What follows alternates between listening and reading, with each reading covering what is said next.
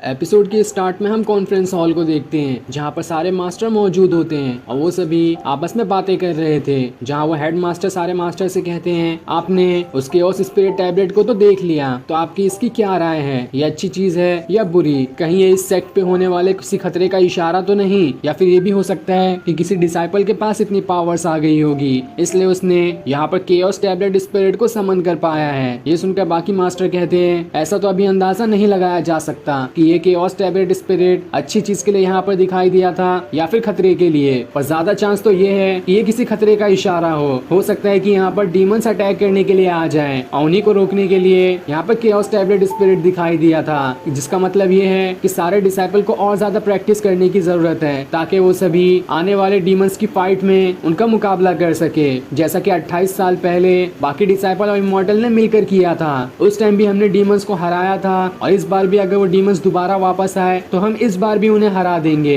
इसलिए हमें अपनी प्रैक्टिस कम नहीं करनी है, जितनी ज्यादा हो सके उतनी ज्यादा प्रैक्टिस करनी होगी। साथ ही बाकी मास्टर भी कहते हैं कि उस टाइम तो ये कुनलुन माउंटेन अकेला ही था, उस टाइम उसकी मदद करने वाले ज्यादा लोग नहीं थे, लेकिन इस बार तो 4 सेक्ट आपस में मिल चुके हैं और वो सभी मिलकर उन डीमन से लड़ाई करने के लिए तैयार हैं। लेकिन हमें कुछ ऐसे डिसाइपल चाहिए होंगे जो उस टाइम की तरह स्वॉर्ड फेरी जितने पावरफुल हो। अगर वैसे डिसाइपल हमारे पास होंगे तो हम आसानी से उन डेविल्स और डीमंस का मुकाबला कर पाएंगे। तब ये सुनकर हेड मास्टर मू जियान और मार्क के बारे में सोचने लगते हैं कि पूरे के पूरे कुनलुन माउंटेन में सबसे ज्यादा पावरफुल वही दोनों लोग हैं और अगर वो थोड़ी और मेहनत करे तो एक दिन जरूर वो स्वॉर्ड इमॉर्टल बनकर दिखाएंगे। और मू जियान भी अपने फादर की तरह बिल्कुल इस सेक्ट को प्रोटेक्ट करने की कोशिश करेगा और इस चीज को सोचकर वो हेड मास्टर खुश हो जाते हैं। जिसके बाद वो बाकी सारे मास्टर को मू जियान और मार्क के बारे में बताते हैं कि वो लोग कौन है और उनका फैमिली बैकग्राउंड क्या है। जहाँ वो कहते हैं मार्क तो स्वॉर्ड इमॉर्टल की बेटी है और मू जियान एक स्वॉर्ड फेरी का बेटा है, जिन दोनों ने मिलकर 28 साल पहले हुए डेविल्स के अटैक में बहुत ज्यादा मदद की थी और उन्हीं की बदौलत ये सेक्ट आज तक यहाँ पर मौजूद है, वरना यहाँ पर तो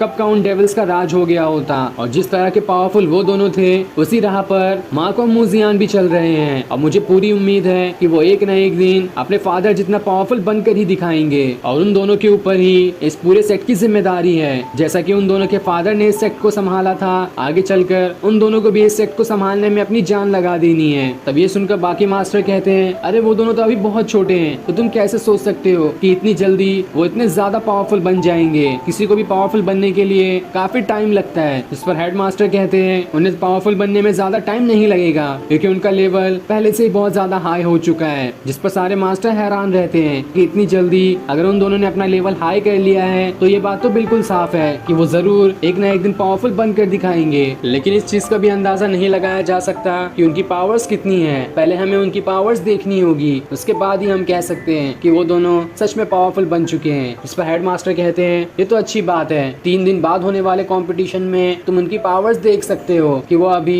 कितने ज्यादा पावरफुल बन चुके हैं। तभी वहाँ पर डॉन के बेटे का दोस्त आ जाता है जो सारे मास्टर से कहता है, अरे आप लोग तो बेकार में ही उम्मीद लगा कर बैठे हैं, मू जियान को तो आपने देखा ही नहीं है, वो किसी काम का इंसान नहीं है, ऊपर से वो सबसे ज्यादा रिसोर्सेज भी खा जाता है, लेकिन तब भी कोई फायदा नहीं होता, वो सारे रिसोर्सेज को बर्बाद ही कर रहा है, उसके जितना घटिया डिसाइपल तो इस पूरे सेक्ट में है ही नहीं। ये सुनकर सारे मास्टर हैरान हो जाते हैं कि आखिर ये कैसी बात कर रहा है, मू जियान अगर इतना कमजोर है तो हेड मास्टर ने उसके बारे में इतनी तारीफ क्यों की? तो वहीं इस चीज से हेड मास्टर को बहुत ज्यादा गुस्सा आ रहा होता है और वो डोंग की तरफ देखते हुए कहते हैं, देखो तुम्हारे बेटे के दोस्त ने ये क्या किया। साथ ही इस चीज से डोंग को भी गुस्सा आ रहा होता है कि ये दोनों तो पहले से ही एक पनिशमेंट लिए हुए हैं, इन्हें और पनिशमेंट लेना है क्या? तो वहीं हेड मास्टर को इतना ज्यादा गुस्सा आ जाता है कि वो अपनी पावर्स को एक्टिवेट करते हुए डोंग के बेटे के दोस्त को मारने के लिए चले जाते हैं। लेकिन वो उसकी तरफ पहुंचते उससे पहले ही उनकी पावर्स का ऑरा इतना ज्यादा होता है कि डोंग के दोस्त का बेटा वहां से उड़ते हुए बहुत दूर जाकर गिर जाता है। साथ ही अब वहां पर डोंग भी आ जाता है जो उससे कहता है, तुम्हें मैं दोबारा से पनिशमेंट देता हूँ, तुम यहाँ से दूर फॉरबिडन वैली में जाकर 3 साल वहीं पर कैद रहोगे और तुम्हें वहां से बाहर कोई भी नहीं निकाल सकता। ये सुनकर वो एकदम से डर जाता है और वहां से भाग जाता है। पर ये देखकर वो फीमेल मास्टर कहती है, मुझे तो लगता है इसके अंदर जरूर कुछ डोंग की चाल है, उस फॉरबिडन वैली में जल्दी कोई डिसाइपल एंटर नहीं कर पाता, लेकिन यहाँ पर डोंग ने तो 3 साल के लिए वहाँ पर उसे पनिशमेंट ही दे दी। मुझे तो लगता है कि ये 3 साल के अंदर उस फॉरबिडन वैली में जाकर कुछ गड़बड़ करेगा और यही चीज की वजह से डोंग ने जानबूझकर उसे वहाँ भेजा है। तो वहीं बाकी सारे मास्टर मू जियान के बारे में ये कह रहे होते हैं कि भले ही कोई भी बात क्यों ना हो, वो अभी तक बहुत छोटा है, साथ ही मैंने ये भी सुना था कि उसके पास कोई बीमारी भी है, जिस वजह से वो जितनी भी कल्टीवेशन करता है उसकी सारी पावर्स उसके पेट में ही चली जाती है। लेकिन अगर तब भी तुम कहते हो तो हमें थोड़ा थोड़ा इस बात पर भरोसा हो ही रहा है कि वो पावरफुल होगा। तब ये सुनकर हेडमास्टर कहते हैं तुम्हें मूजियान के बारे में कुछ कहने की जरूरत नहीं है। 3 दिन बाद मार्शल आर्ट कंपटीशन शुरू ही होने वाला है, तो सीधे तुम वहाँ पर उसकी पावर्स देख लेना। उससे पहले किसी को कुछ कहने की जरूरत नहीं है। और अब मैं ये कॉन्फ्रेंस खत्म करता हूँ, आप सभी अपने अपने कमरे में जाकर आराम कर सकते हैं। अब रात को एक मास्टर काफी ज्यादा शराब पीकर अपने कमरे में आता है, जहाँ वो ये सोचकर हैरान था कि पहले तो मैं ये शराब पीता था तो मुझे इतनी ज्यादा नहीं चढ़ती थी, पर आज क्या हो गया जो मुझे इससे इतनी ज्यादा चढ़ गई है। मेरा तो ऐसा मन कर रहा है कि ऐसी बाल्टी की बाल्टी शराब पी जाऊं। और इतना कहने के बाद वो ज्यादा नशे में होने की वजह से वहीं पर गिर जाता है। तब वहाँ पर एक लड़की आती है जो कि उस मास्टर को ग्रैंडपा कह रही थी, लेकिन अभी ये कंफर्म नहीं होता है कि वो लड़की आखिर कौन है। तब वो लड़की उस मास्टर से कहती है आपको नहीं मालूम, लेकिन मैंने उस शराब के अंदर अपने हाथों से बनाई हुई एक मेडिसिन डाल दी थी, जिस वजह से वो शराब एक नॉर्मल शराब से 8 गुना ज्यादा नशीली हो गई थी। इस वजह से आपको इतना ज्यादा नशा चढ़ गया। जिस पर वो मास्टर कहता है अरे तुमने ये क्या किया, इतनी ज्यादा नशीली शराब मुझे क्यों पिला दी। तब वो लड़की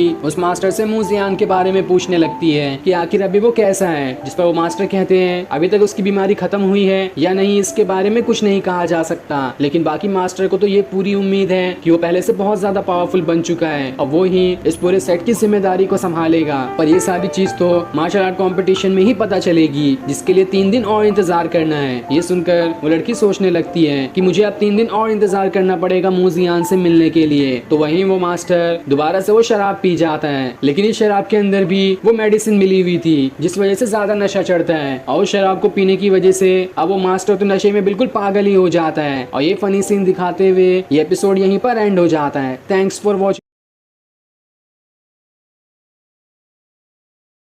एपिसोड की स्टार्ट में हम कुनलुन माउंटेन को देखते हैं, जहाँ पर पूरे सेट के सारे डिसाइपल उड़ते हुए जमा हो रहे होते हैं, क्योंकि अब थोड़ी ही देर में मार्शल आर्ट कंपटीशन शुरू होने वाला है। और वो सभी उसी कंपटीशन के लिए उस जगह पर इकट्ठा हो रहे हैं। और जहाँ पर वो इकट्ठा हो रहे होते हैं वो जगह भी काफी मिस्टीरियस होती है। वहाँ के एक पहाड़ के ऊपर एक बहुत ही बड़ी स्वॉर्ड लगी थी और उस स्वॉर्ड के चारों तरफ प्लेट बनी होती है और उसी प्लेट पर सारे के सारे मास्टर आकर जमा होते हैं, जिसके बाद वहाँ पर डिसाइपल्स भी आना शुरू हो जाते हैं। तब हेड मास्टर सारे डिसाइपल से कहते हैं मार्शल आर्ट कंपटीशन कुछ देर में शुरू होने वाला है, इसलिए मैं आप सभी के सबसे अच्छे परफॉर्मेंस की उम्मीद करता हूँ। मुझे उम्मीद है कि आप लोग इस कंपटीशन में निराश नहीं करेंगे। ये सुनकर सारे डिसाइपल्स खुश हो जाते हैं और उनसे कहते हैं आपको टेंशन लेने की जरूरत नहीं है, इस बार का मार्शल आर्ट कंपटीशन पिछले हर बार के कंपटीशन से ज्यादा अच्छा होगा। तब वहाँ पर शांग नाम के एक मास्टर आते हैं जो कि इस कंपटीशन के होस्ट बनेंगे, जहाँ वो मास्टर आने के बाद सभी को अपने बारे में बताते हैं कि वो कहाँ से हैं। जिसके बाद वहाँ पर मार्क भी उड़ते हुए आ रही होती है, जिसे देखकर वो मास्टर खुद से कहते हैं इससे देखकर तो ऐसा लग रहा है कि ये एक स्वॉर्ड फेरी की बेटी हो। इसकी बॉडी और इसके पावर को महसूस करके मैं ये साफ बता सकता हूँ कि ये बिल्कुल एक स्वॉर्ड फेरी की बेटी है।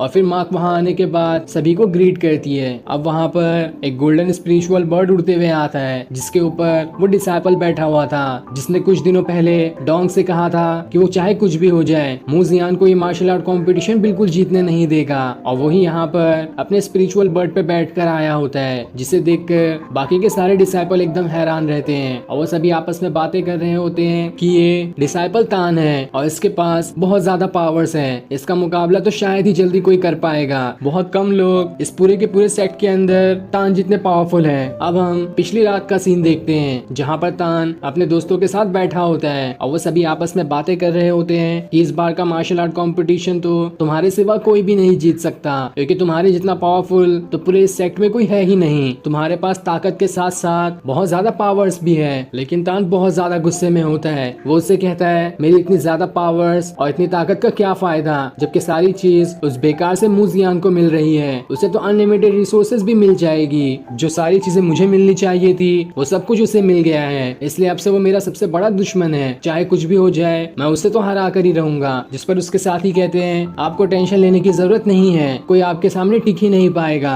और देख लेना वो मूजियान इस मार्शल आर्ट कंपटीशन में धूल चाटते रह जाएगा। साथ ही तान किसी राज की बात के बारे में बातें कर रहा होता है कि अगर वो सबके सामने आ गया तब मैं देखता हूँ कि कैसे मूजियान इस सेक्टर में टिक पाता है। जिस पर उसके साथी कहते हैं आपको टेंशन लेने की जरूरत नहीं है, आप जो कहेंगे वो सब हम करने के लिए तैयार हैं। अब प्रेजेंट टाइम में तान अपने उन दोनों साथियों को इशारा करते हुए कहता है जैसा जैसा मैंने तुम लोगों को बताया है बिल्कुल वैसा ही करना। जिस पर उसके साथी भी हाँ में जवाब देते हैं। अब अगली बारी उस डिसाइपल की होती है जो वहाँ पर उड़ते हुए आ रहा होता है। और ये डिसाइपल वो होता है जो मार्क से दोस्ती करना चाहता था। और जब उसे पता चला था कि मूजियान और मार्क एक भाई बहन की तरह लगते हैं तभी से उसने सोच लिया था कि वो मार्क से तो दोस्ती करके ही रहेगा। और ये वही डिसाइपल होता है जो अपनी स्वॉर्ड के साथ उड़ते हुए वहाँ पर आ रहा होता है। जो आते साथ ही एक डिसाइपल को परेशान करते हुए पूछता है अरे बताओ तुम कौन हो, तुम्हारा लेवल क्या है, तुम्हारे पास कौन सी पावर्स हैं, मैं भी देखूं कि मैं तुम्हें हरा पाता हूँ या नहीं। लेकिन तब ये देखकर वो डिसाइपल वहाँ से दूर हट जाता है, इसलिए वो वाला डिसाइपल भी वहाँ से चला जाता है। अब सारे डिसाइपल वहाँ पर जमा हो चुके थे, लेकिन तभी वहाँ पर बहुत ज्यादा ऑरा बाहर निकलना शुरू हो जाता है जो कि येलो कलर का था। ये देखकर सारे लोग हैरान रहते हैं कि आखिर ये कौन है और किसके पास इतनी पावर्स आ गई जिसकी बॉडी के अंदर से इतना ज्यादा ऑरा बाहर निकल रहा है। लेकिन तब हम देखते हैं कि वो कोई मॉन्क होता है जो बिल्कुल मूजियान की तरह ही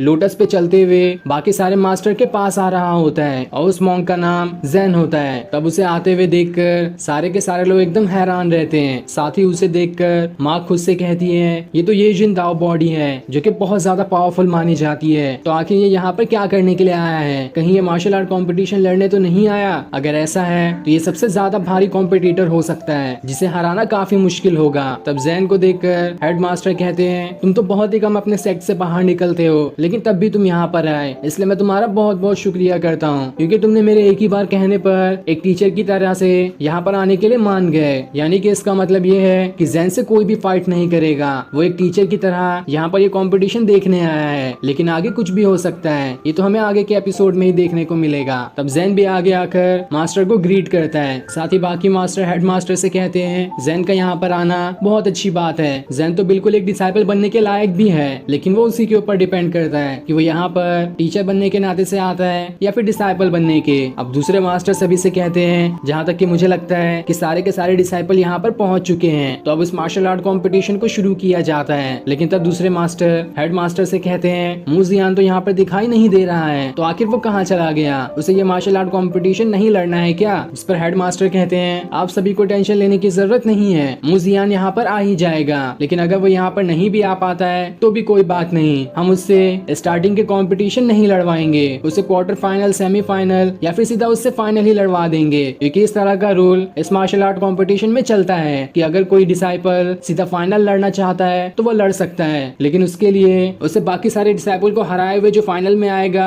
उससे लड़ना होगा। लेकिन ये इतना आसान काम भी नहीं होता है, पर तब भी मुझे उम्मीद है कि मूजियान उस चीज को कर लेगा। ये सुनकर सारे डिसाइपल और मास्टर कहते हैं तो ठीक है कोई बात नहीं, लेकिन वहीं इसी चीज से डोंग तो काफी खुश हो रहा होता है कि ये फैसला तो मूजियान के लिए बिल्कुल ही घटिया है। अगर वो बाकी डिसाइपल से लड़ता तो थोड़ी उम्मीद थी कि वो जीत भी जाता, लेकिन अगर वो सीधा फाइनल लड़ेगा तो ये कहाँ से जीत पाएगा। इसलिए ये फैसला बिल्कुल ही गलत था कि मूजियान को सीधा फाइनल लड़ा दिया जाए। अब वो दूसरे मास्टर सारे लोगों से कहते हैं ये मार्शल आर्ट कंपटीशन शुरू होने वाला है और इसमें से सबसे खास 10 लोगों को चुना जाएगा जिन्हें फॉरबिडन वैली के अंदर जाने का मौका मिलेगा। पर जो डिसाइपल इस मार्शल आर्ट कंपटीशन को जीतेगा उसे जानशी स्पिरिट बॉटल दी जाएगी, जो सुनकर सभी हैरान हो जाते हैं। साथ ही वो लड़की जो शराबी मास्टर के साथ थी वो खुद भी ये कह रही होती है कि ये स्पिरिट बॉटल तो बहुत ज्यादा पावरफुल है, जो कि ह्यूमन सोल को स्पॉटलेस और फॉलेस बना देती है, जिस तरह से एक गॉड की सोल होती है। जिस हिसाब से तो ये स्पिरिट बॉटल जिसे मिलेगी उसकी पावर्स तो पहले से बहुत ज्यादा बढ़ जाएगी।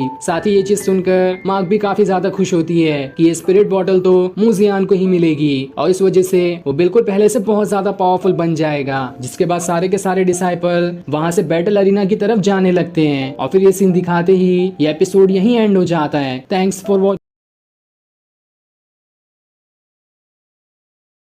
एपिसोड की स्टार्ट में हम सारे मास्टर को देखते हैं जो सभी उस जगह पर आकर जमा हो जाते हैं जो कि उस स्वॉर्ड के पास बने प्लेट जैसी होती है और वहां पर खड़े होकर सारे मास्टर पूरे मार्शल आर्ट कंपटीशन को देखेंगे। जिसके बाद होस्ट वाले मास्टर इस मार्शल आर्ट कंपटीशन को शुरू करवा देते हैं जिसमें सबसे पहले 2 डिसाइपल आते हैं लड़ने के लिए और उनमें से एक का नाम यूनहाई होता है जो आते साथ ही अपने सामने वाले डिसाइपल पे लगातार अटैक करना शुरू कर देता है। जहां उसके सामने वाला डिसाइपल तो बिल्कुल भी नहीं टिक पा रहा था और वो कई सारे अटैक करके उसे वहीं पर मार रहा होता है। लेकिन इस जगह पर इन दोनों की फाइट चल रही थी तो वहीं दूसरे एरिना में दूसरे 2 डिसाइपल की फाइट चल रही होती है और यहाँ पर एक साथ 3-4 फाइट चल रही है ताकि मार्शल आर्ट कॉम्पिटिशन जल्दी पूरा हो सके क्योंकि यहाँ पर डिसाइपल तो बहुत ज्यादा है इसलिए उन सभी की फाइट एक साथ कराई जा रही होती है। तो वहीं हम किन्यू को देखते हैं जो कि काफी ज्यादा परेशान होती है कि मूजियान अभी तक अपने कमरे से बाहर नहीं आया है और अगर उसने और ज्यादा लेट की तो काफी प्रॉब्लम हो सकती है। एक बार अगर उन 10 डिसाइपल को चुन लिया गया जो कि फॉरबिडन वैली में जाएंगे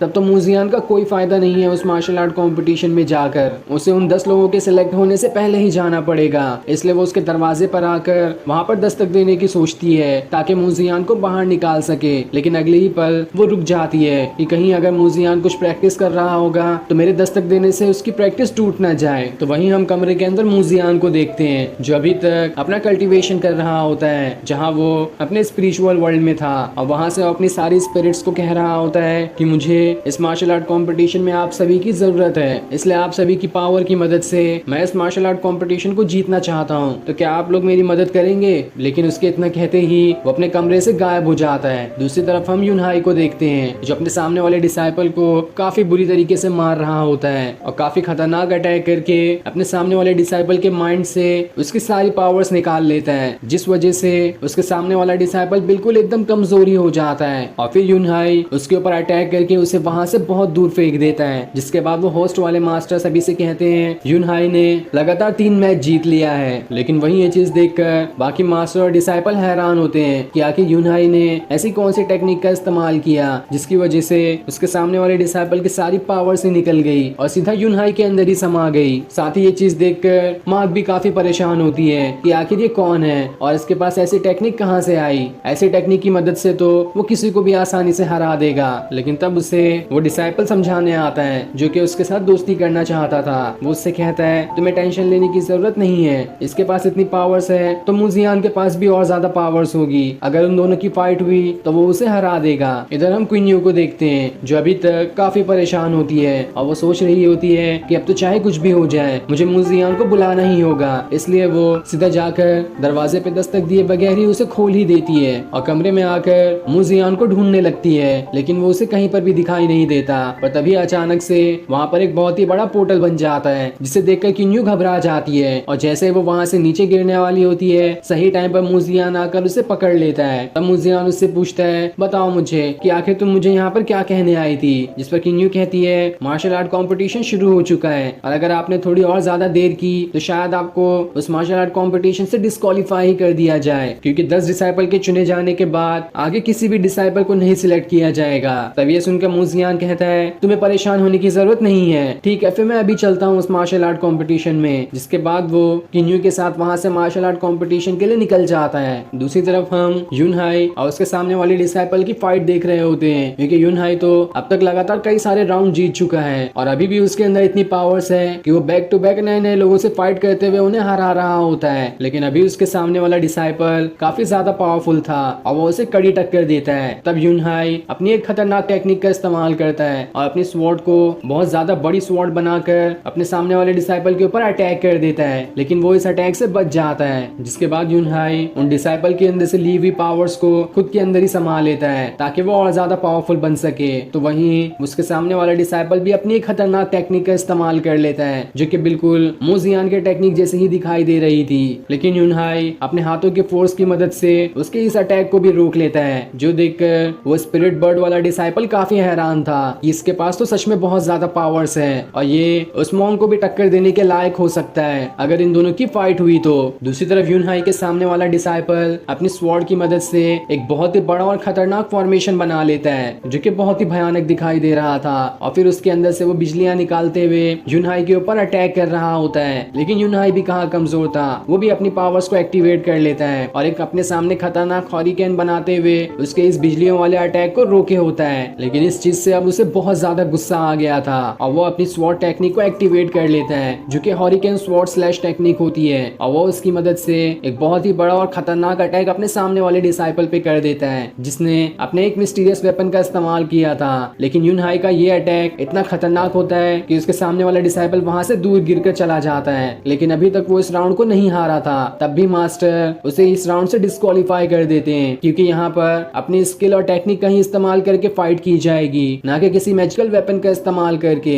जो भी ऐसा करेगा उसे डिस्क्वालीफाई कर दिया जाएगा। जिसके बाद सारे मास्टर यूनहाई से कहते हैं तुम पहले डिसाइपल बन चुके हो जो कि उन टॉप 10 की लिस्ट में शामिल होगा जिन्हें मौका दिया जाएगा फॉरबिडन वैली में जाने का। ये चीज सुनकर यूनहाई काफी ज्यादा खुश होता है। जिसके बाद मास्टर सभी को कुछ देर के लिए आराम करने कह देते हैं क्योंकि कुछ देर बाद अगला राउंड शुरू होने वाला है। लेकिन तब दूसरे मास्टर हेड मास्टर से कहते हैं इतने तो राउंड हो ही चुके हैं लेकिन मुजियान अभी तक नहीं आया, क्या वो इन टॉप 10 को सिलेक्ट होने के बाद आएगा? तब तो उसका आकर भी कोई फायदा नहीं है। जिस पर मास्टर कहते हैं आप सभी को टेंशन लेने की जरूरत नहीं है, वो आ जाएगा। लेकिन हम उनके चेहरे से साफ देख पाते हैं कि उन्हें अंदर ही अंदर बहुत ज्यादा टेंशन है। इधर वो स्पिरिट बर्ड वाला डिसाइपल मार्क से कहता है मुजियान के पास तो कई सारे मैजिकल वेपन है लेकिन अफसोस की बात यह है कि वो इस कंपटीशन में उनका इस्तेमाल ही नहीं कर पाएगा क्योंकि ये तो रूल के खिलाफ है। अगर उसने उसका इस्तेमाल किया तो वो कंपटीशन लड़ने से पहले ही डिस्क्वालीफाई हो जाएगा। ये सुनकर मार्क परेशान होती है लेकिन डोंग और स्पिरिट बर्ड वाला डिसाइपल इस चीज का फायदा उठाकर काफी ज्यादा हंस रहे होते हैं और ये सीन दिखाते ही ये एपिसोड यहीं पर एंड हो जाता है। Thanks for watching.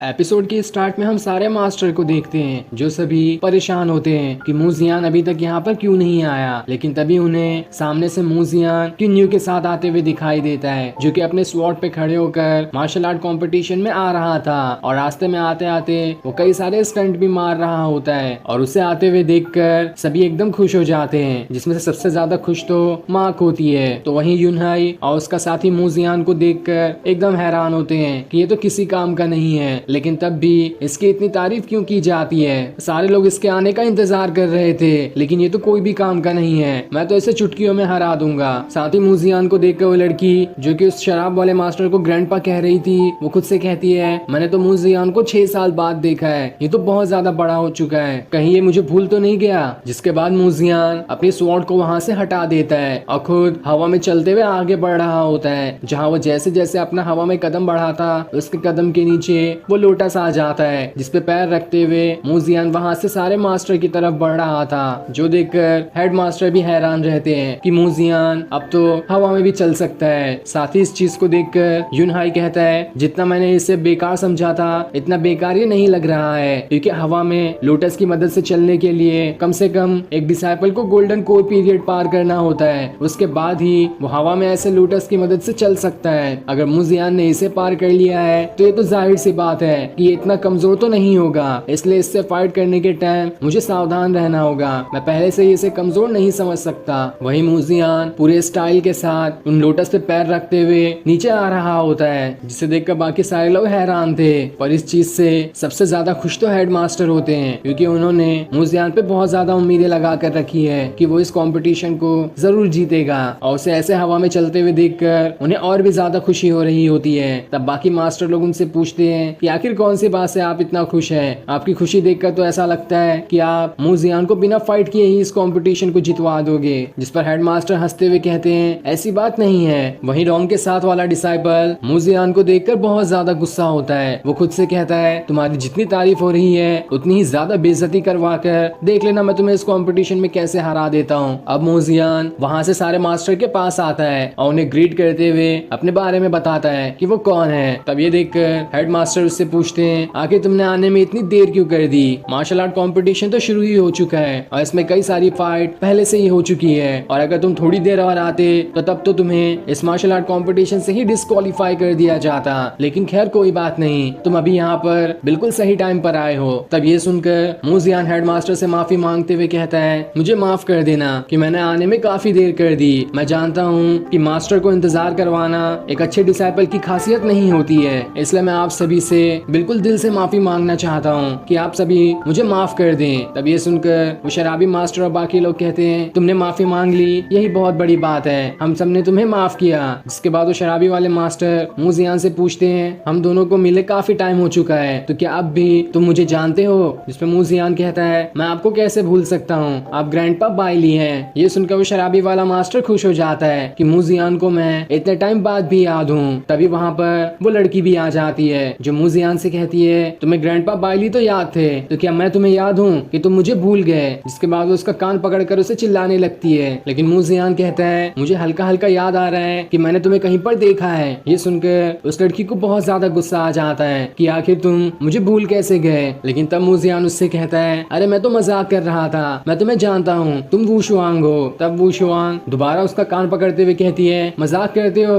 तुम तो मेरे साथ मजाक करने लगे। तब वहाँ पर मार्क भी आ जाती है, इसलिए मू जियान उसके पास जाकर उससे कहता है मैंने अपनी काफी ज्यादा कल्टीवेशन की है और इतनी कल्टीवेशन के बाद मुझे उम्मीद है कि मैं इस मार्शल आर्ट कंपटीशन को जीतने की पूरी कोशिश करूंगा। ये सुनकर मार्क खुश हो जाती है। अब हेड मास्टर आगे आकर मू जियान को सारे रूल बताते हैं कि यहाँ पर किस तरह से फाइट की जाएगी और किन 10 डिसाइपल को सिलेक्ट किया जाएगा। साथ ही वो यहाँ पर ये भी बताते हैं कि किसी भी तरह का मैजिकल वेपन का इस्तेमाल यहाँ पर नहीं किया जा सकता है, उसे जो भी इस्तेमाल करेगा उसे बिना कुछ कहे सीधा इस कंपटीशन से डिस्क्वालीफाई कर दिया जाएगा। इसलिए ऐसे वेपन का इस्तेमाल करने से पहले 10 बार सोच लेना। जिस पर मू जियान कहता है आपको टेंशन लेने की जरूरत नहीं है, मैं किसी भी तरह के वेपन का इस्तेमाल नहीं करूंगा और अपनी पूरी कोशिश करूंगा कि एक सही तरीके से इस मार्शल आर्ट कंपटीशन को खेलूं और इसे जीत कर भी दिखाऊं। तो वही डॉन के साथ वाला डिसाइपल खुद से कह रहा होता है कि मैं तो बहुत इंतजार कर रहा हूँ कि तुम आखिर कर क्या सकते हो, तुम्हारी इतनी ज्यादा तारीफ सुनकर तो मेरे कान में दर्द हो गया, बस अब मुझे देखना है कि तुम्हारे अंदर पावर्स कितनी है, पर तुम चाहे जो भी कुछ कर दिखा दो,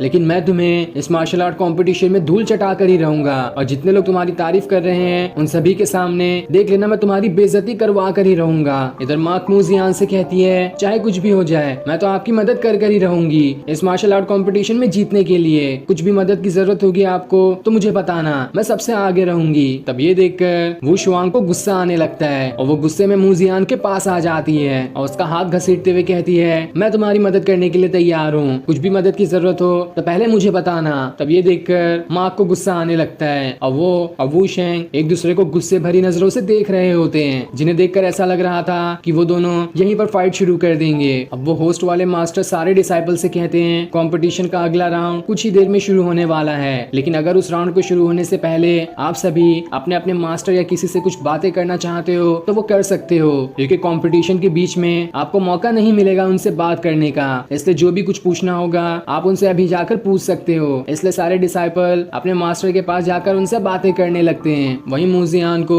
डोंग के साथ रहने वाला डिसाइपल युनहाई और अपने साथी के साथ दिखाई देता है, जो सभी कुछ बातें कर रहे थे और उन्हें बातें करते हुए देखकर मू जियान को कुछ शक होने लगता है कि जरूर यहाँ पर ये लोग कुछ गड़बड़ी करने वाले हैं, मुझे इनसे सावधान रहना होगा। तो वहीं मार्क मू जियान से कहती है मैं तुम्हारे लिए दुआ करूंगी ताकि तुम इस कंपटीशन को आसानी से जीत जाओ। जिस पर मू जियान कहता है इतना घबराने की जरूरत नहीं है, तुम्हें तो मुझ पर भरोसा है, इसलिए मैं तुम्हारा भरोसा नहीं तोड़ूंगा। जिसके बाद वो होस्ट वाले मास्टर सभी से कहते हैं मार्शल आर्ट कंपटीशन का अगला राउंड अब शुरू कर दिया जाता है और उनके इतना कहते ही ये एपिसोड यहीं पर एंड हो जाता है। Thanks for watching. एपिसोड की स्टार्ट में हम उस मार्शल आर्ट कंपटीशन को होने वाली जगह को देखते हैं जहां पर मार्शल आर्ट कंपटीशन खेला जाएगा। तब सबके सामने हेड मास्टर आते हैं जो सभी से कहते हैं राउंड शुरू होने से पहले मैं सभी को ये बता देना चाहता हूं कि इस राउंड के कैसे रूल होंगे। जैसा कि आप सभी जानते हैं कि किसी भी मैजिकल वेपन का यूज नहीं किया जा सकता, तो वो रूल अब भी कायम है, आप कोई भी मैजिकल वेपन का इस्तेमाल नहीं कर सकते। साथ ही इस राउंड के ऐसे रूल होंगे कि कोई भी कल्टीवेटर किसी को भी चैलेंज कर सकता है और अगर एक लो कल्टीवेटर ने हाई लेवल के कल्टीवेटर को हरा दिया तो उस हाई लेवल के कल्टीवेटर की जगह उस लो लेवल के कल्टीवेटर को मिल जाएगी, जिसके बाद वो लो लेवल का कल्टीवेटर आसानी से फर्स्ट रैंक पर भी आ सकता है इस कंपटीशन के। साथ ही यहाँ पर कोई भी किसी भी चैलेंज कर सकता है, तो अगर आप किसी को अपना अपोनेंट चुनना चाहते हैं तो आप बिल्कुल चुन सकते हैं। साथ ही वो सारे मास्टर उन 10 लोगों के नाम बताते हैं जो सभी टॉप 10 कल्टीवेटर के लिए सिलेक्ट हुए हैं और अब सिर्फ यही लोग इस कॉम्पिटिशन के लिए बचे हैं और उनमें से जो जीतेगा तो इस कॉम्पिटिशन वाला अवार्ड उसमें से जीते हुए सिर्फ आखिरी डिसाइपल को ही मिलेगा। और उन 10 लोगों में सबसे पहला नाम यूनहाई और उसके दोस्त का होता है। जिसके बाद एक डिसाइपल साउथ सी स्वॉर्डमैन क्लान का होता है और उसका नाम नेंग तियानचेन था। और उसी के क्लान का एक और डिसाइपल भी होता है जिसका नाम नैनगोंग था और वो दोनों भी टॉप 10 की लिस्ट में शामिल है। जिसके बाद उसी टॉप 10 की लिस्ट में वू शुआंग का भी नाम शामिल होता है क्योंकि वो भी उस टॉप 10 कल्टीवेटर में शामिल हो चुकी है। जिसके बाद डोंग के साथ रहने वाले डिसाइपल का भी नंबर आता है क्योंकि वो भी उस लिस्ट में शामिल हो चुका है। अब वहाँ पर वो डिसाइपल आता है जो कि मार्क से दोस्ती करना चाहता था, साथ ही इसने भी अपनी जगह उस टॉप 10 वाली लिस्ट में बना ली है। और फिर वहाँ पर एक और लड़की आती है जिसने अपना चेहरा ढका हुआ था और वो भी टॉप 10 वाली लिस्ट में शामिल है। जिसके बाद वहाँ पर मार्क भी आती है और फिर मार्क के बाद हमें मूजियान को दिखाया जाता है जो कि इन टॉप 10 वाली लिस्ट में सबसे नंबर 1 पर है। जिसके बाद मास्टर कहते हैं सबसे पहला राउंड हम लोग मूजियान का लगाना चाहते हैं, तो जो भी उसे चैलेंज करना चाहता है वो आगे आ सकता है। तब सबसे पहले आगे यूनहाई ही आता है ताकि वो मूजियान को चैलेंज कर सके। लेकिन अभी तक उसे मूजियान की कोई भी पावर्स के बारे में नहीं पता था, इसलिए वो अंदर ही अंदर सोचने लगता है कि आखिर इसके पास कौन सी पावर्स है जो इसे लोग इतना भाव देते हैं। देखने में तो ये किसी काम का नहीं लग रहा, मैं तो इसे कुछ ही टाइम में हरा सकता हूँ और अगर मैंने एक बार इसे हरा दिया तो इसकी बहुत ज्यादा बेइज्जती हो जाएगी, जो देखकर तो मुझे बहुत मजा आएगा। तब मूजियान उससे कहता है क्या तुम सच में मुझसे फाइट करना चाहते हो? अगर सोचना है तो एक बार सोच सकते हो कि तुम्हें मुझसे फाइट करनी भी है या नहीं। जिसके बाद वो वहाँ से एरिना के लिए निकल जाता है, लेकिन यूनहाई ने तो अपना पूरा मन बना लिया था, इसलिए वो भी वहाँ से एरिना के अंदर पहुँच जाता है। जिसे देखकर मूजियान कहता है चलो अच्छी बात है, तुम्हारे अंदर कुछ तो हिम्मत है जो तुम हिम्मत दिखाकर यहाँ पर मुझसे फाइट करने के लिए आ गए। जिसके बाद वो उससे उसके बारे में पूछता है कि आखिर तुम कौन हो, क्योंकि फाइट शुरू होने से पहले दोनों को अपने बारे में कुछ कुछ एक दूसरे को बताना पड़ता है। तब यूनहाई उसे अपने बारे में बताता है मेरी एज 20 साल की है और मैं अर्ली गोल्डन पीरियड में पहुंच चुका हूँ। मेरी स्वॉर्ड का नाम फेंगयुन स्वॉर्ड है जिसके अंदर विंड्स की पावर है। तब मूजियान भी उसे अपने बारे में बताने लगता है कि वो कौन है और उसके पास कौन सी स्वॉर्ड वगैरह है। जिसके बाद उन दोनों की फाइट शुरू हो जाती है और इस फाइट में सबसे पहले यूनहाई वहाँ से हवा में उड़ जाता है और अपनी पावर्स को एक्टिवेट करते हुए चारों तरफ विंड से घिर जाता है जिसकी पावर्स उसके अंदर मौजूद है। और उसी विंड के अंदर से उसकी बहुत ही बड़ी वाली स्वॉर्ड बाहर निकल कर आती है जो कि उसकी पावर की मदद से इतनी बड़ी हो चुकी थी। ये देखकर मूजियान भी हैरान होता है कि इसके पास तो सच में कुछ खास स्वॉर्ड है, ये स्वॉर्ड देखने में तो अच्छी लग रही है। जिसके बाद यूनहाई अपने अंदर विंड और क्लाउड की पावर्स को एक्टिवेट करना शुरू कर देता है और जैसे जैसे वो अपनी पावर्स को एक्टिवेट कर रहा था चारों तरफ क्लाउड और विंड की तादाद बहुत ज्यादा बढ़ जाती है और बिल्कुल पूरा अरीना बिल्कुल तूफान जैसा दिखाई दे रहा था। जिसके बाद वो उसी तूफान के अंदर से कई सारी अपनी स्वॉर्ड के डुप्लीकेट बना लेता है और उन सारी की सारी डुप्लीकेट वाली स्वॉर्ड को सीधा मूजियान की तरफ ही भेज देता है। ये देखकर सारे लोग हैरान रह जाते हैं कि आखिर इस यूनहाई के पास इतनी खतरनाक टेक्निक कैसे आई, कहीं मूजियान इससे बच तो पाएगा या नहीं। इधर वो स्वॉर्ड जैसे मूजियान के पास आने वाली होती है वो यूनहाई से कहता है बहुत हो गया तुम्हारा नाटक, अब मैं भी तुम्हें दिखाता हूँ कि मैं क्या कर सकता हूँ। जिसके बाद वो खुद की पावर्स को एक्टिवेट करना शुरू कर देता है और जैसे जैसे वो उसे एक्टिवेट करता है उसके हाथों से बहुत ज्यादा ऑरा बाहर निकल रहा होता है और वो अपनी स्पिरिट पावर्स को मिलाते हुए उन स्वॉर्ड के सामने एक बहुत ही बड़ा पोर्टल बना देता है। जो पोर्टल इतना खतरनाक था कि वो सारी की सारी स्वॉर्ड को अपने अंदर ही समा लेता है, जिस वजह से मूजियान को एक भी स्वॉर्ड नहीं लगती। ये देखकर यूनहाई एकदम हैरान रह जाता है कि आखिर इसने इतनी जल्दी मेरी स्वॉर्ड को कैसे गायब कर दिया। जिसके बाद वो पहले जितनी स्वॉर्ड निकाला था उससे 3 गुना ज्यादा तादाद में स्वॉर्ड निकाल लेता है और उन सभी को मूजियान की तरफ भेज देता है। लेकिन मूजियान ने अभी तक अपना पोर्टल बनाए हुए था और जैसे जैसे वो स्वॉर्ड उसके पास आने वाली होती है वो सारी की सारी स्वॉर्ड उस पोर्टल के अंदर जाकर गायब हो जाती है। तब यूनहाई अपनी खतरनाक वाली रियल स्वॉर्ड को भी उसकी तरफ भेज देता है, पर इससे भी कोई फायदा नहीं होता और उसकी रियल वाली स्वॉर्ड भी मूजियान के पोर्टल के अंदर ही चली जाती है। जिसके बाद मूजियान अपनी पोर्टल की पावर्स को और बढ़ा देता है और अब वो पावर इतनी ज्यादा हो चुकी थी कि इससे यूनहाई की पावर्स ही उसके अंदर समाने लगती है और वो पावर्स इतनी ज्यादा थी कि वो पोर्टल यूनहाई की पावर्स को ये एब्जॉर्ब करना शुरू कर देता है। तब ये देखकर यूनहाई सभी से कहता है मूजियान को चीटिंग कर रहा है, ये किसी मैजिकल चीज का इस्तेमाल कर रहा है और उसी की वजह से मेरी सारी पावर्स इसका ये पोर्टल एब्जॉर्ब कर रहा है। इसलिए मैं इस राउंड को चेक करवाना चाहता हूँ कि मूजियान कहीं यहाँ पर किसी मैजिकल वेपन का इस्तेमाल तो नहीं कर रहा। तब एक मास्टर अपनी पावर को उस अरीना की तरफ भेज देते हैं ताकि वो ये चेक कर सके कि मूजियान सच में यहाँ पर किसी मैजिकल वेपन का इस्तेमाल कर रहा था या नहीं। वही मूजियान यूनहाई से कहता है जब तुम डर चुके हो तो सीधा सीधा हार क्यों नहीं मान लेते, ऐसा मुझ पे इल्जाम लगाना तुम्हें भारी पड़ सकता है। वहीं डोंग के साथ रहने वाला डिसाइपल सभी से कहता है देखो मूजियान ने अपनी औकात दिखा दी, इसके पास कोई पावर्स नहीं है, इसे बस चीटिंग करने के अलावा तो कुछ आता ही नहीं है, उसे इस सेक्ट में ही क्यों रखा जा रहा है मुझे तो यही समझ में नहीं आता। इसे निकाल देना चाहिए यहाँ से। तो वहीं वो मास्टर की पावर उनके पास दोबारा वापस आ जाती है, जिसने ये पता कर लिया था कि मुजिया ने किसी मैजिकल चीज का इस्तेमाल किया है या फिर नहीं। तब हेडमास्टर सभी के सामने आकर कहते हैं, जैसा कि हमने टेस्ट किया, इस चीज से ये साफ जाहिर होता है कि मुजिया ने किसी भी मैजिकल चीज का इस्तेमाल नहीं किया है और वो पोर्टल उसकी कल्टीवेशन और पावर की मदद से इतना खतरनाक बना था। तो इसलिए इस राउंड में कोई भी चीटिंग नहीं हुई है, जिस वजह से मुजियान को इस राउंड से डिस्क्वालीफाई भी नहीं किया जा सकता। ये सुनकर वो डॉन के साथ वाला डिसाइपल और यूनहाई का साथी भी एकदम गुस्सा हो जाते हैं कि आखिर ये मुजियान इतना ज्यादा पावरफुल कैसे बन गया। उसके टेक्निक को तो देखकर साफ लग रहा था कि वो किसी मैजिकल वेपन का इस्तेमाल कर रहा है। जिसके बाद मास्टर उन दोनों की फाइट को दोबारा कंटिन्यू करवा देते हैं और यूनहाई को वार्निंग भी दे दी जाती है कि दोबारा वो मुजियान पे इस तरह के इल्जाम ना लगाए। तब इस चीज से गुस्सा होकर यूनहाई वहाँ पर अपनी पूरी पावर्स को एक्टिवेट करने लगता है ताकि पूरे गुस्से के साथ मुजियान का यहाँ पर खेल ही खत्म कर दे। लेकिन मुजियान को तो कोई फर्क ही नहीं पड़ता, वो तो बड़े ही आराम से उसकी सारी हरकतें देख रहा होता है कि ये यूनहाई आखिर क्या करके दिखा सकता है। वहीं यूनहाई वहाँ पर एक बहुत ही बड़ा फॉर्मेशन बना लेता है जिसके अंदर से पावर्स निकलकर यूनहाई की बॉडी में समा रही थी। और फिर ये सीन दिखाते ही ये एपिसोड यहीं पर एंड हो जाता है। Thanks for watching.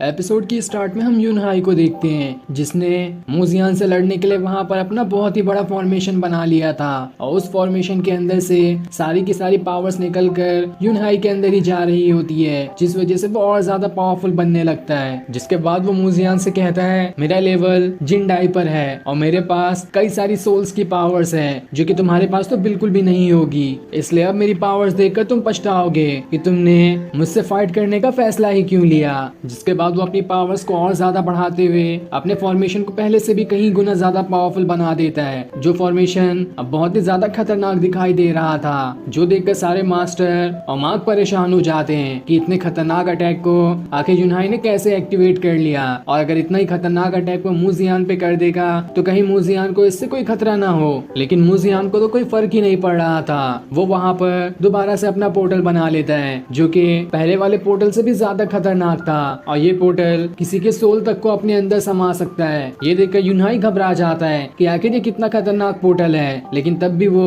अपनी स्वॉर्ड वाली टेक्निक को एक्टिवेट करता है और अपनी स्वॉर्ड को बहुत ही ज्यादा बड़ी ऑरा वाली स्वॉर्ड बनाकर सीधा मुजियान के ऊपर अटैक करने के लिए भेज देता है। लेकिन मुजियान इससे भी नहीं डरता, साथ ही ये स्वॉर्ड उस पोर्टल के अंदर नहीं जा रही थी बल्कि उसको काटते हुए मुजियान की तरफ बढ़ रही होती है। लेकिन तब मुजियान अपना एक पावरफुल अटैक करता है जिस वजह से उसके पोर्टल के साथ साथ यूनहाई की वो स्वॉर्ड भी वहाँ से गायब हो जाती है। तब ये देखकर यूनहाई खुद से कहता है, अरे ये कैसे हो गया, ये तो नहीं होना चाहिए था, मुजियान ने तो मेरी इस स्वॉर्ड वाली टेक्निक को भी खत्म कर दिया। पर खैर कोई बात नहीं, मैं अब अपनी दूसरी टेक्निक का इस्तेमाल करूंगा। जिसके बाद वो वहाँ पर हॉरिकेन कॉलून टेक्निक का इस्तेमाल करता है जो कि बहुत ही खतरनाक टेक्निक मानी जाती है। और इस टेक्निक को देखकर बाकी सारे मास्टर भी हैरान होते हैं कि यूनहाई तो सच में एक अच्छा कल्टीवेटर है जिसने इतने खतरनाक हॉरिकेन कॉलून टेक्निक को भी सीख लिया। ये टेक्निक उसके सेट की सबसे ज्यादा पावरफुल टेक्निक में से एक है और इस टेक्निक से बचने के लिए मुजियान को भी अपनी पावर्स का इस्तेमाल करना होगा, वरना अगर उसने कम पावर्स का इस्तेमाल किया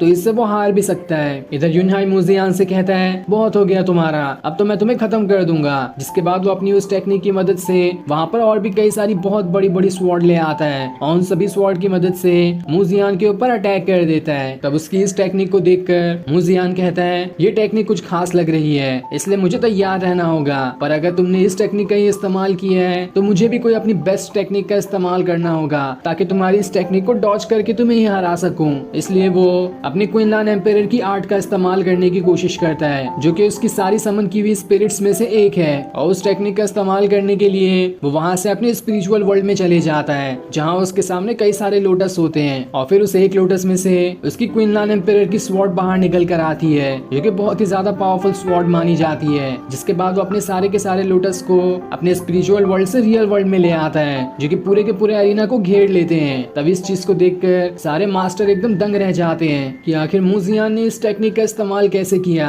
ये टेक्निक तो क्विनलान एम्पायर आर्ट है जिसका इस्तेमाल आज तक किसी ने नहीं किया था सिवाय क्विनलान एम्पायर के, और उसके बाद इस टेक्निक का इस्तेमाल तो मुजियान करने वाला है, आखिर उसके पास से पावर्स कैसे आई। तब इस टेक्निक को देखकर यूनहाई भी घबराया होता है कि आखिर ये किस तरह की टेक्निक है। साथ ही इस चीज से डॉन के साथ साथ रहने वाला कल्टीवेटर भी परेशान होता है कि ये टेक्निक तो बहुत भारी दिखाई दे रही है, कहीं इससे यूनहाई हार ना जाए। अगर वो हार गया तो काफी बड़ी बेइज्जती होगी। तब वो सारे के सारे लोटस मिलकर यूनहाई की पावर्स को अपने अंदर सोखने लगते हैं, जिस चीज से यूनहाई को काफी ज्यादा तकलीफ हो रही होती है, क्योंकि वो लोटस कई सारे थे और सभी एक साथ मिलकर उसके पावर्स को सोख रहे होते हैं, जिस वजह से यूनहाई वहाँ पर बेहोश होने लगता है। लेकिन अब भी वो इतनी जल्दी हिम्मत नहीं हारता और दोबारा मूजियान पे अटैक करने के लिए तैयार हो जाता है, जहाँ वो अपने इंपीरियल आर्ट टेक्निक का इस्तेमाल करते हुए उसकी पावर जो लोटस छीन रहे थे उसे रोक देता है और फिर अपनी वहाँ पर 9 लोटस स्वॉर्ड समन कर लेता है, जो कि बहुत ही ज्यादा खतरनाक दिखाई दे रही थी। और इस बार वो खाली अपने स्वॉर्ड को मूजियान की तरफ नहीं भेजता, बल्कि अपनी स्वॉर्ड के साथ साथ वो खुद भी वहाँ से मूजियान की तरफ जा रहा होता है, ताकि उस पर अटैक करके उसका आज खेल ही खत्म कर दे। लेकिन तब मूजियान कहता है ठीक है, तो फिर मैं भी तुम्हें दिखाता हूँ कि मेरे ये लोटस क्या कर सकते हैं। जिसके बाद वो अपनी लोटस की पावर को और ज्यादा बढ़ा देता है और फिर देखते ही देखते उस लोटस के ऑरा से कई सारी स्वॉर्ड बनने लगती है, जो सारी की सारी स्वॉर्ड मिलकर यूनहाई और उसकी स्वॉर्ड के ऊपर अटैक करना शुरू कर देती है, जिस वजह से यूनहाई की स्वॉर्ड वहीं पे खत्म हो जाती है। यूनहाई तो खुद उस सारी स्वॉर्ड को रोकने की कोशिश कर रहा होता है, पर वो कहाँ इतनी सारी स्वॉर्ड से अकेले लड़ पाता, इसलिए वो वहाँ से नीचे गिर जाता है। तभी एक खतरनाक स्वॉर्ड सीधा आके उसे ही लगने वाली थी, जो उसे लग जाए तो वो वहीं पर मारा जाएगा। लेकिन उसके लगने से पहले ही मूजियान उस स्वॉर्ड को लोटस के फूल में बदल देता है, जिस वजह से यूनहाई बच जाता है। और फिर अब मूजियान अपने सारे लोटस को वापस रख लेता है और इस चीज के बाद अब यूनहाई के अंदर हिम्मत नहीं बची थी कि वो दोबारा मूजियान पर अटैक कर सके, इसलिए वो अपनी हार मान लेता है। तब ये देखकर सारे मास्टर कहते हैं इस राउंड का विनर मूजियान है। जो चीज सुनकर वू शेंग और मार्क एकदम ही ज्यादा खुश हो जाते हैं और खुशी से उछलना शुरू कर देते हैं। पर ये चीज देखकर डोंग के साथ रहने वाला डिसाइपल बहुत ज्यादा गुस्सा होता है, और खाली वो ही नहीं बल्कि यूनहाई का साथी भी बहुत ज्यादा गुस्से में था कि इस मूजियान ने तो यूनहाई को हरा दिया। अगर ऐसा ही रहा तो उससे जो भी चैलेंज करने जाएगा वो उन सभी को ही हरा सकता है। तब वो मॉन्क हेडमास्टर के पास आकर कहता है मूजियान की कल्टीवेशन तो बहुत ज्यादा प्रोग्रेस कर रही है, ऐसा ही रहा तो वो बहुत ही जल्द एक स्वॉर्ड फेरी में बदल जाएगा, जो कि इस कुनलुन माउंटेन के लिए बहुत अच्छी बात है। जिस पर हेडमास्टर कहते हैं तुमने बिल्कुल ठीक कहा, मूजियान ने अपनी प्रोग्रेस बहुत जल्दी की है, लेकिन अगर आगे तुम उसका साथ दो तो और ज्यादा प्रोग्रेस कर सकता है, इसलिए मैं चाहता हूँ कि तुम उसका साथ देना। वहीं इस चीज को सुनकर डोंग गुस्से में वहाँ से चला जाता है। अब मूजियान मार्क के पास आता है, जहाँ उसे जीता हुआ देखकर वो बहुत ही ज्यादा खुश होती है। तब मूजियान उससे कहता है अब से मैं तुम्हें प्रोटेक्ट करूंगा, तुम्हें मुझे प्रोटेक्ट करने की जरूरत नहीं है। लेकिन मार्क कहती है चाहे कुछ भी हो जाए, तुम कितने भी ज्यादा पावरफुल क्यों ना बन जाओ, मैं तुम्हें ही प्रोटेक्ट करूंगी। तब वहाँ पर वू शेंग भी आ जाती है, जो मूजियान से कहती है खाली मार्क ही नहीं, मैं भी तुम्हारे साथ रहूंगी, और अगर तुमने मेरी बात नहीं सुनी तो मैं हमेशा तुम्हारी कान घसीटते रहूंगी। ये सुनकर मार्क भी हंसने लगती है। तभी मार्क को वहाँ पर डोंग के साथ रहने वाला डिसाइपल और यूनहाई का साथी आपस में बात करते हुए दिखाई देते हैं, जो दोनों किसी सीक्रेट प्लान के बारे में बातें कर रहे थे। लेकिन मार्क को ये समझ नहीं आता कि वो दोनों की बात आखिर किस बारे में हो रही थी। अब होस्ट वाले मास्टर सभी से कहते हैं अगला चैलेंज कौन करना चाहता है वो आगे आ सकता है, लेकिन कोई भी आगे नहीं आता। तब यूनहाई का साथी कहता है मास्टर से कि अगर कोई नहीं आ रहा तो क्यों ना हम सब टॉप 10 को एक साथ फाइट करा दी जाए। तब ये सुनकर होस्ट वाले मास्टर कहते हैं तो ठीक है, तो सबकी फाइट एक साथ शुरू कर दी जाती है। और उनके इतना कहते ही ये एपिसोड यहीं पर एंड हो जाता है। Thanks for watching. एपिसोड की स्टार्ट में हम सारे डिसाइपल को देखते हैं, जिनके सामने वो होस्ट वाले मास्टर खड़े होते हैं। अब वो उन सभी से कह रहे होते हैं आप सभी अपना अपना अपोनेंट चुन लें, क्योंकि आप सबकी फाइट एक साथ होने वाली है अलग अलग अरीना के अंदर, इसलिए आपको अपना अपोनेंट चुनना होगा। इसलिए सबसे पहले वो डिसाइपल आता है जो मार्क के साथ दोस्ती करना चाहता था, और वो आगे बढ़ते हुए यूनहाई के साथी को ही अपना अपोनेंट चुन लेता है और फिर उससे कहता है क्या तुम मुझसे फाइट करोगे। ये सुनकर यूनहाई का साथी कोई जवाब नहीं देता, क्योंकि उसे तो मूजियान से फाइट करनी थी।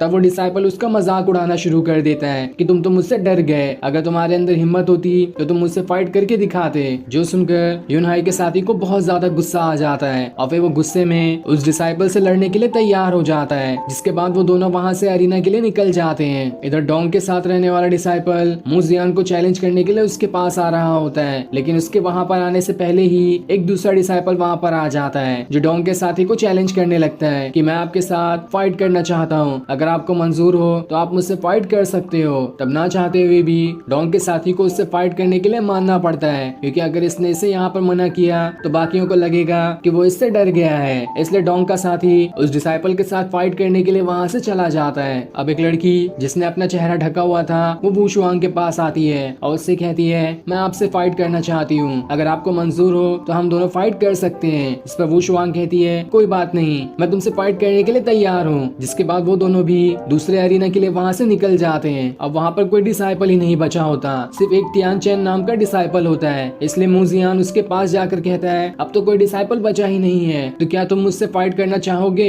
तब ये सुनकर पहले तो तियान चेन थोड़ा डर जाता है, क्योंकि मूजियान तो बहुत ज्यादा पावरफुल है, लेकिन तब भी वो उससे फाइट करने के लिए मान जाता है। तो वहीं वो फीमेल मास्टर हेड मास्टर से कह रही होती है तियान चेन तो साउथ चाइना सेक्ट का सबसे नंबर 1 डिसाइपल है, तो आखिर ये इतना यहाँ पे डरा क्यों था? कहीं ये इसका कोई प्लान तो नहीं? लेकिन खैर कुछ भी हो, ये चीज तो हमें फाइट के बीच में ही मालूम पड़ेगी कि तियान चेन आखिर यहाँ पर कितना ज्यादा पावरफुल है और वो मूजियान को कैसे टक्कर दे पाता है। अब सारे लोग की फाइट शुरू हो जाती है, लेकिन हमें सबसे पहले मूजियान और तियान चेन की फाइट दिखाई जाती है, जहाँ पर वो दोनों एरिना के अंदर आ चुके थे और वहाँ पर दोनों एक दूसरे को अपना इंट्रोडक्शन देते हैं। जैसा कि मूजियान और यूनहाई ने अपनी पिछले फाइट में एक दूसरे को अपना अपना इंट्रोडक्शन दिया था। जिसके बाद मूजियान उससे कहता है अब तुम अपनी फाइट शुरू कर सकते हो, पहले तुम ही मुझ पर अटैक करना, मैं देखता हूँ तुम्हारे पास कौन सी टेक्निक है। जिस पर तियान चेन मान जाता है और फिर वो वहाँ से हवा में उड़ते हुए वहाँ पर अपने बहुत ही खतरनाक बीस्ट को समन कर लेता है, जो कि काफी ज्यादा ही भयानक दिखाई दे रहा था। और ये देखकर बाकी मास्टर भी हैरान रह जाते हैं कि आखिर इसके पास तो कितना भयानक बीस्ट है, कहीं ये इस बीस्ट की मदद से मूजियान को हरा ही ना दे। वही मूजियान भी ये चीज देखकर हैरान रहता है कि तियान चेन तो मुझे कमजोर दिखाई दे रहा था, लेकिन इसने तो इतने भयानक बीस्ट को ही समन कर लिया। जिसके बाद वो बीस्ट अपने अंदर से बिजलियां निकालते हुए मूजियान के ऊपर अटैक किए जा रहा होता है। मूजियान उससे बचने की कोशिश कर रहा होता है, लेकिन वो बीस्ट अब भी नहीं रुकता और जैसे जैसे तियान चेन उसे इशारा कर रहा होता है वो बिल्कुल वैसा ही करता है। जिसके बाद वो अपने मुंह से बहुत ही बड़ी और तेज रफ्तार के साथ बिजली निकाल कर मूजियान के ऊपर अटैक कर देता है, लेकिन मूजियान इस बार भी सही टाइम पर वहाँ से हट जाता है, जिस वजह से उसकी जान बच जाती है। लेकिन अब तियान चेन अपनी स्वॉर्ड आर्ट टेक्निक का यूज करता है, जिसमें से उसकी स्वॉर्ड के कई सारे डुप्लीकेट बन जाते हैं, बिल्कुल यूनहाई की तरह। तब इस टेक्निक को देखकर मूजियान कहता है इस टेक्निक से तो मैं पहले भी बच चुका हूँ, तो इस बार भी आसानी से मैं बच कर दिखाता हूँ। पर तभी वहाँ पर वो सारी स्वॉर्ड एक साथ आकर उस पर अटैक करना शुरू कर देती है, लेकिन मूजियान उन सारे स्वॉर्ड से बच रहा होता है। इस बार उसने अपना पोर्टल नहीं बनाया था, बल्कि उन सारी स्वॉर्ड से बचने की कोशिश कर रहा होता है। जिसके बाद वो अपने ऑरा की मदद से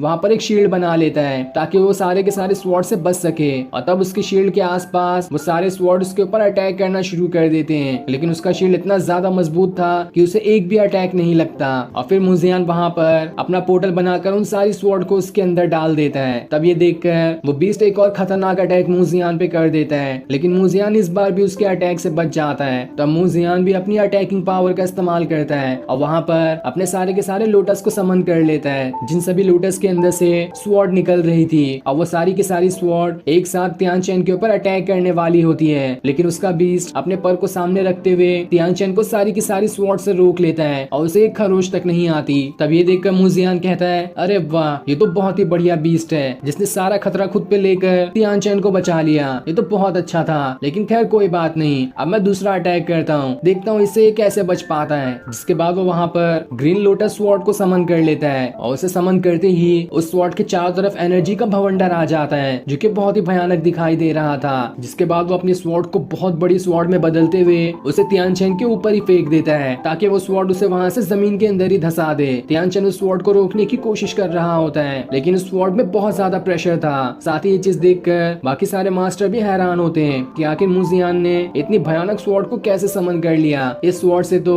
तियान चेन शायद ही बच पाएगा। तो वही हम तियान चेन को देखते हैं जिसने अपनी पूरी ताकत लगा दी थी उस स्वॉर्ड को रोकने के लिए, लेकिन तब भी उसकी ताकत उस स्वॉर्ड के सामने कम पड़ जाती है और वो स्वॉर्ड उसे वहाँ से जमीन पे गिरा देती है, जहाँ तियान चेन के अंदर से खून भी निकल रहा था। जिसके बाद मूजियान तियान चेन से कहता है इस फाइट में तुम्हें चोट लग गई है, अगर तुम हार मानना चाहते हो तो मान सकते हो, मैं यहीं पर इस फाइट को रोक दूंगा। तो वही मास्टर ये बात कर रहे होते हैं कि मूजियान तो इस फाइट को हार ही जाता, क्योंकि ये तियान चेन यूनहाई से भी ज्यादा पावरफुल दिखाई दे रहा था। लेकिन मूजियान ने तो यहाँ पर अपनी ग्रीन लोटस स्वॉर्ड को समन कर लिया, जिसे आज तक किसी भी इतने नए आए हुए डिसाइपल ने कल्टीवेट नहीं किया, और यही बात मूजियान को सबसे ज्यादा खास बनाती है। इसलिए हम सबको उस पर बहुत ज्यादा भरोसा है कि वो आगे चलकर बहुत ज्यादा नाम कमाएगा। इधर तियानचेन मूजियान की बातें सुनकर जोर जोर से हंसना शुरू कर देता है कि तुम्हें क्या लगता है कि मैं अपनी खुद से हार मान लूंगा, ऐसा कभी नहीं हो सकता। जिसके बाद वो वहाँ पर अपनी एक बहुत ही भयानक टेक्निक का इस्तेमाल करता है और जैसे वो उस टेक्निक का इस्तेमाल करता है चारों तरफ से बहुत ज्यादा बिजलियां निकलना शुरू हो जाती है और वो सारी की सारी बिजलियां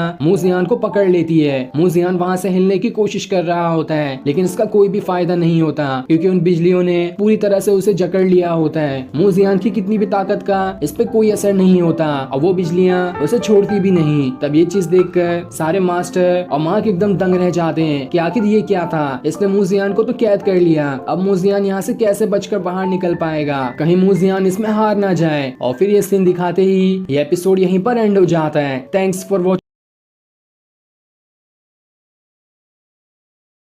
एपिसोड की स्टार्ट में हम तियानचेन को देखते हैं जिसने अपनी पावर की मदद से मूजियान को कैद कर लिया होता है और मूजियान के चारों तरफ बिजलियां निकल रही होती है जिन सभी ने मिलकर मूजियान को वहीं पर घेर लिया था और मूजियान वहां से हिल भी नहीं पाता है, जो देखकर तियानचेन काफी ज्यादा खुश होता है कि चलो मूजियान तो मेरे सामने कमजोर दिखाई दे रहा है। जिसके बाद वो अपनी और ज्यादा पावर्स को एक्टिवेट करते हुए उस सील को पहले से भी ज्यादा मजबूत बना देता है ताकि मूजियान कितनी भी कोशिश क्यों न कर ले वो इन बिजलियों के चंगुल से बाहर कभी निकल ही नहीं पाएगा। जिसके बाद तियानचेन अपनी एक खतरनाक टेक्निक का इस्तेमाल करता है और उस टेक्निक को एक्टिवेट करते हुए चारों तरफ कई सारी स्वॉर्ड लेकर आ जाता है जो कि पहले आई हुई स्वॉर्ड से कहीं ज्यादा बड़ी और पावरफुल थी। अब वो उन सारी की सारी स्वॉर्ड की मदद से मूजियान की तरफ अटैक कर देता है। ये देखकर मूजियान हैरान रह जाता है लेकिन तब भी उसके सामने बने हुए शील्ड उसको सारे के सारे अटैक से बचा लेते हैं। तब ये देखकर सारे मास्टर आपस में बातें कर रहे होते हैं कि मूजियान ने अपने एनिमी को कमजोर समझा, उसे लगा कि तियानचेन इतना ज्यादा पावरफुल नहीं होगा इसलिए वो उसे आसानी से हरा सकता है, लेकिन ऐसी बात नहीं है। तियानचेन तो काफी ज्यादा पावरफुल है। वो उन सभी को कुछ पुरानी क्लिप्स भी दिखाता है जब तियानचेन मूजियान पे अटैक कर रहा था। तब उसके अटैक करने के टाइम वहाँ पर एक मंत्र लिखा गया होता है जिसमें तियानचेन की पावर और लेवल के बारे में लिखा हुआ था, लेकिन इस पे मूजियान ने ध्यान नहीं दिया इसलिए उसने तियानचेन को कमजोर समझा। जिस वजह से जैसे ही एक मौका मिला तियानचेन को उसने अपनी पावर की मदद से उसे कैद कर लिया। अगर मूजियान पहले से ही तैयार होता तो शायद ऐसी नौबत नहीं आती। वहीं तियानचेन अब भी मूजियान पे कई सारे अटैक किए जा रहा होता है जहाँ फिर वो उससे कहता है तुम मेरी छोटी मोटी टेक्निक को तो आसानी से झेल जा रहे हो इसलिए मुझे अब कुछ बड़ा करना होगा। जिसके बाद वो वहाँ पर एक बहुत ही बड़ा फॉर्मेशन बना लेता है और वो पूरा का पूरा फॉर्मेशन बिजलियों से बना हुआ था जिसके अंदर से कई सारी बिजलियां निकलकर मूजियान के ऊपर अटैक करेगी। लेकिन मूजियान अपने लोटस की मदद से काफी कोशिश करते हुए उन बिजलियों के चंगुल से बाहर निकल कर आ जाता है, लेकिन जैसे वो बाहर आता है उस फॉर्मेशन की बिजलियां उसके ऊपर अटैक करना शुरू कर देती है। लेकिन मूजियान ने अपने लोटस को सामने रखा होता है जिस वजह से वो बिजलियां उस लोटस पे गिरती है और वो लोटस उन बिजलियों की सारी पावर्स को अपने अंदर डालते हुए मूजियान को एक भी खरोच नहीं आने देता। इधर सारे मास्टर परेशान होते हैं मूजियान के लिए कि उसने उस बिजलियों को तो तोड़ दिया लेकिन तियानचेन के पास अब भी कई सारी टेक्निक बाकी है, तो कहीं हमें इस कंपटीशन को रोक देना तो नहीं चाहिए, वरना अगर ये कंपटीशन चलता रहा तो हो सकता है तियानचेन मूजियान को बहुत ज्यादा इंजर्ड कर दे जिससे उभरने के लिए उसे काफी ज्यादा टाइम भी लग सकता है। लेकिन तब भी बाकी मास्टर इस लड़ाई को रोकने के फैसले पे तैयार नहीं होते। वो सभी ये देखना चाहते थे कि मूजियान के अंदर कितनी हिम्मत है और वो आखिर कब तक अपनी हिम्मत जुटाकर फाइट कर सकता है। इधर तियानचेन मूजियान से कहता है मैंने तो नहीं सुना कि आज तक कभी तुम हारे हो, लेकिन आज मैं तुम्हें हरा ही दूंगा और जितना तुम्हारा नाम फेमस है मैं उन सभी को डुबा दूंगा। जिसके बाद वो वहाँ पर आयरन थंडर स्वॉर्ड को समन करने लगता है जो कि बिल्कुल मूजियान की टेक्निक की तरह ही है और उस टेक्निक में आसमान से एक बहुत बड़ी स्वॉर्ड आ जाएगी जो मूजियान के ऊपर अटैक कर देगी। और अब जैसे ही तियानचेन उस टेक्निक को एक्टिवेट करता है आसमान से बहुत ज्यादा बिजलियां नीचे गिरने लगती है और उन्हीं बिजलियों के अंदर तियानचेन अपने बीस्ट के साथ चला जाता है और जब वो वहाँ से बाहर निकलता है तो वहाँ पर बहुत बड़ी स्वॉर्ड होती है जो सीधा मूजियान की तरफ ही आ रही थी। ये देखकर मूजियान घबरा जाता है कि आखिर ये कैसी टेक्निक है, ये टेक्निक तो बिल्कुल मेरी ही टेक्निक की तरह दिखाई दे रही है। साथ ही ये चीज देखकर वो फीमेल मास्टर और बाकी सारे के सारे मास्टर एकदम घबरा जाते हैं कि आखिर अब मूजियान का क्या होगा, कहीं इस टेक्निक से मूजियान को कोई गहरी चोट ना आ जाए। लेकिन अब भी हेड मास्टर इस फाइट को रोकने के लिए तैयार नहीं थे। वो मूजियान की हिम्मत देखना चाहते थे कि मूजियान एक अच्छा डिसाइपल बनने के लायक है भी या नहीं। अगर उसे जबरदस्ती रोक दिया गया तो इससे उसे भी अच्छा नहीं लगेगा और साथ ही उसकी रियल पावर भी बाहर नहीं आ पाएगी। इसलिए हेड मास्टर उस फाइट को नहीं रुकाते और जहाँ तक हो सकती है इस फाइट को चलने देते हैं। इधर हम बाकी सारे अरीना को भी देखते हैं जिसमें अलग अलग डिसाइपल्स की फाइट हो रही थी और उसमें वो पीले कपड़े वाला डिसाइपल भी होता है जो यूनहाई के साथी के साथ फाइट कर रहा था। साथ ही दूसरी तरफ डोंग के साथ रहने वाला डिसाइपल भी होता है जिसने अपने विंग्स निकाल लिए थे। लेकिन हैरानी की बात तो ये थी कि उसके सामने वाले डिसाइपल के भी विंग्स होते हैं और वो दोनों अपनी पावर की मदद से एक दूसरे के ऊपर कई सारे अटैक किए जा रहे होते हैं। साथ ही यहाँ पर वू शेंग की भी लड़ाई हो रही होती है जो उस लड़की से लड़ रही होती है जिसने अपने चेहरे पे कपड़ा ढका था और वो दोनों भी काफी बढ़िया तरीके से लड़ रहे होते हैं। इधर मू जियान अपने सामने उस भयानक स्वॉर्ड को आते हुए देखकर हैरान हो जाता है लेकिन अब भी वो हिम्मत नहीं हारता और अब जाकर आखिरकार वो अपनी एक स्पिरिट को समन करता है जो कि क्विनलान एम्पायर की होती है। और जैसे वो उन्हें समन करने लगता है स्पिरिचुअल वर्ल्ड के अंदर उस पत्थर के अंदर से क्विनलान एम्पायर बाहर निकल कर आते हैं जो वहां से सीधा उस एरिना में पहुंच जाते हैं और मूजियान के पीछे आकर खड़े हो जाते हैं। तब मूजियान काफी ज्यादा पावरफुल दिखाई दे रहा था और वो अपने क्विनलान एम्पायर की स्पिरिट के साथ मिलकर उस स्वॉर्ड वाले अटैक को रोकने की कोशिश करता है। साथ ही ये चीज देखकर सारे के सारे मास्टर एकदम हैरान रह जाते हैं कि अरे आखिर ये क्या हुआ यहाँ पर। इधर ध्यान चैन की स्वॉर्ड जैसे ही क्विनलान एम्पायर उनके लोटस से टकराती है वो उन्हें छू भी नहीं पाती और धुएं की तरह बदलकर वहां से गायब होने लगती है। जिसके बाद वो लोटस उड़ते हुए सीधा ध्यान चैन की तरफ बढ़ने लगता है। वो उस लोटस से बचने की कोशिश करता है और सामने अपना फॉर्मेशन बना लेता है लेकिन तब भी उसके फॉर्मेशन का कोई फायदा नहीं होता और वो लोटस उसके फॉर्मेशन के साथ उसे भी वहां से जमीन पे पटक देता है जहाँ ध्यान चैन अपनी पूरी हिम्मत हार चुका था। इधर हम मास्टर को देखते हैं जो सभी एकदम ही ज्यादा हैरान रहते हैं कि आखिर मूजियान ने क्विनलान एम्पायर को कैसे समन कर लिया। आज तक कोई भी डिसाइपल उन्हें समन नहीं कर पाया है। कोई डिसाइपल तो क्या अच्छे से अच्छा कल्टीवेटर भी उन्हें समन नहीं कर सकता। साथ ही इन सारे मास्टर को तो ये भी नहीं मालूम कि मूजियान के पास एक नहीं बल्कि कई सारी स्पिरिट्स हैं और जब वो उन सारी स्पिरिट्स को देखेंगे तो उन लोगों को तो यकीन ही नहीं होगा कि मूजियान एक डिसाइपल है या फिर किसी गॉड लेवल पे पहुंच चुका है क्योंकि इतनी सारी स्पिरिट को समन करना